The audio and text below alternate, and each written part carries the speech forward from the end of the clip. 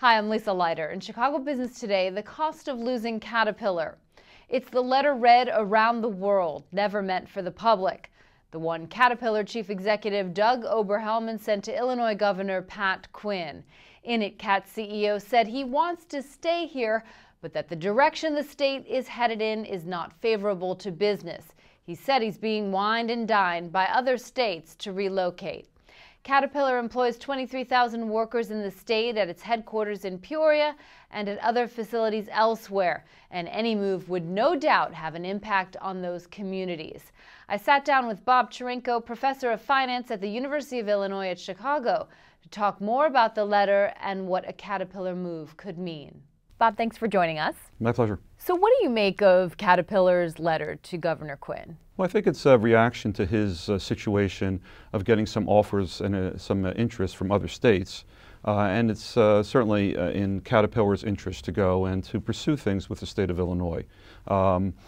The letter suggests that taxes is one of the factors that the chairman is interested in, but he's also interested in some broader sort of stability issues. And I think what he has in mind is the fiscal uncertainties that exist in the state, issues with pensions, and I think the chairman of Caterpillar was probably looking for some resolution and some direction on those issues as well.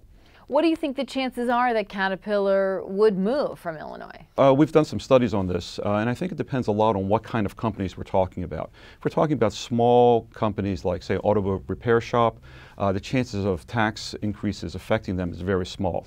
When you get to larger national, multinational companies like Caterpillar and General Electric, they have a lot more discretion. But then you have to look at the nature of their business. And Caterpillar has a lot of factories here in Illinois, and while it's possible they might move the corporate headquarters, that might be easy. It's not clear they can move a lot of the production facilities relatively easily. Sure. You did some research and wrote last month in an op-ed in Crain's that only about 0.3% of Illinois firms would possibly leave the state over the next 4 years as a result of these tax increases. What factors do companies, look at when they're thinking about locating or relocating somewhere? What we did in that study is we collected a lot of data and we looked at firms that were on the borders of states, so for example Illinois and Indiana.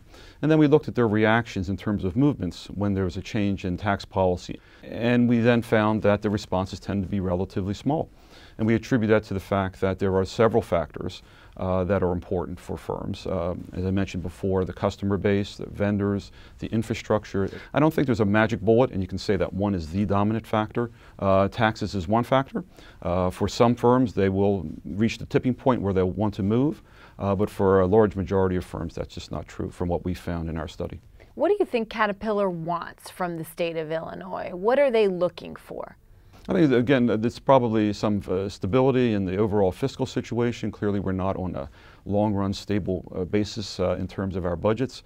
And they may be looking for some additional tax breaks as well. So what would the economic impact be if Caterpillar were to move at the very least its corporate headquarters or at the very most some of its production facilities? For the corporate headquarters, I don't think it would be too great. State taxation is a relatively complicated thing, and I don't imagine that the impact on the state budget, state revenues here in Illinois would be all that great. For the larger factories, there's a lot of workers involved and the impacts would be larger, though I think the possibility of moving that would be relatively small. Okay. Bob, thanks so much for joining us today. My pleasure.